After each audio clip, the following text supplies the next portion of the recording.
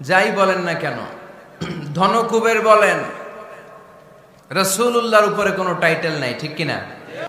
কেউ চাইলেই রাসূলুল্লাহ হতে পারে না, হতে পারে? আমরা সবাই মিলে যদি একজনের ভোট দেই, উনি তো রাসূল হয়ে যাবে, তাই না? হবে না? ভোট দিয়ে রাসূল বানানো যায় না? আমাদের মানব জাতির সাথে যদি জিন জাতি একাত্মতা পোষণ করে, মানব জাতি আর জিন জাতিও যদি ভোট দেয়, তাহলে তো রাসূল হবে। ফেরেশতারা যদি বলে আমরাও আছি সাথে, তাইলেও রাসূল বানানো যাবে না। তার মানে রাসূল ইলেকশনে হয় না, রাসূল হয় সিলেকশনে। আর সিলেক্ট করেন কে? আল্লাহু ইয়ালামু হাইসু ইয়াজআলু রিসালাতাহ। আল্লাহই ভালো জানেন তিনি কাকে রাসূল বানাবেন। এজন্য চাইলেই রাসূল হওয়া যায় না, ভোট দিয়ে রাসূল বানানো যায় না। রাসূল সিলেক্ট করেন একজন, চিল্লায় বলেন তিনি কে?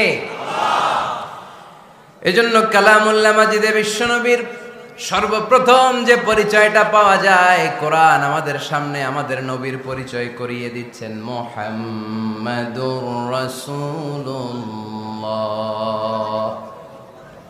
ওয়াল্লাযীনা মাআহু আশিদ্দাউ আলাল কুফফারি রুহামাউ বাইনাহুম। কোরআন সর্বপ্রথম বিশ্বনবীর পরিচয় আমাদের সামনে তুলে ধরলেন আর বলল, কোরআন আমাদেরকে জানিয়ে দিল আমাদের প্রিয় নবীর প্রথম টাইটেল হলো তিনি হলেন রাসূলুল্লাহ সাল্লাল্লাহু আলাইহি ওয়াসাল্লাম। তাহলে আল্লাহর হাবিব সাল্লাল্লাহু আলাইহি ওয়াসাল্লামের প্রথম পরিচয় রাসূলুল্লাহ। আওয়াজ করে বলেন তো, প্রথম পরিচয় কি? রাসূলুল্লাহ।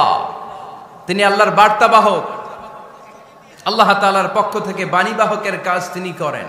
কিন্তু আমার নবী এতটাই বিনয়ী ছিলেন, এতটাই হাম্বল ছিলেন, আউট অফ হাম্বলনেস তিনি নিজেকে রাসূল বলে পরিচয় করে দেওয়ার আগে তিনি নিজেকে আল্লাহর দাস বা গোলাম বলে পরিচয় দিতেন। পড়েন সুবহানাল্লাহ। বিনয়ের কারণে তিনি বলতেন, ইন্নী আব্দুল্লাহি ওয়া রাসূলুহু, নিশ্চয় আমি আল্লাহর দাস, নিশ্চয় আমি আল্লাহর গোলাম, তারপর আমি আল্লাহর রাসূল। আল্লাহর হাবিব যখন আল্লাহর কাছে দোয়া করতেন, আল্লাহর হাবিব বলতেন, আল্লাহুম্মা ইন্নী আবদুক ওয়া ইবনু আবদিক ওয়া ইবনু আমাতিক নাসিয়াতি বিয়াদিক। আল্লাহর হাবিব বলছেন, আল্লাহ আমি আপনার গোলাম, শুধু আমি আপনার গোলাম নই, আমি গোলামের ঘরের গোলাম। আল্লাহু আকবার। আমার বাবা আব্দুল্লাহ আপনার গোলাম, আমার দাদা আব্দুল মুত্তালিব আপনার গোলাম, আমার দাদার বাবা তিনিও আপনার গোলাম, আমার মা হলো আপনার বান্দি। সুবহানাল্লাহ পড়েন। তাহলে তিনি রাসূল হওয়ার পরেও তিনি নিজেকে গোলাম বলে পরিচয় দিতেন, দাস বলে পরিচয় দিতেন।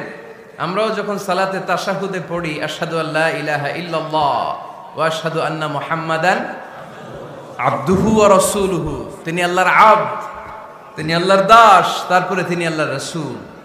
বিনয়ের কারণে আল্লাহর হাবিব সাল্লাল্লাহু আলাইহি ওয়াসাল্লাম পরে রাসূল হিসেবে পরিচয়টা পেশ করতেন। আগে বলতেন আমি আল্লাহর গোলাম, আমি আল্লাহর।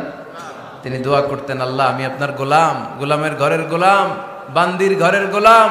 আল্লাহ আমার মাথার চুলের ঝুঁটি আপনার হাতের মুঠোয়, আপনি যেদিকে টান দিবেন আমি ওদিকে যেতে বাধ্য। আপনি ডানে টানলে আমি ডানে যাই, আপনি বায়ে টানলে আমি বায়ে যাই, যেখানে নেবেন আমি ওখানেই যেতে বাধ্য, ঠিক কিনা? আউট অফ হাম্বলনেস, বিনয়ের কারণে। কি বিনয়ী ছিলেন বিষ্ণু ঈসা ইসলাম।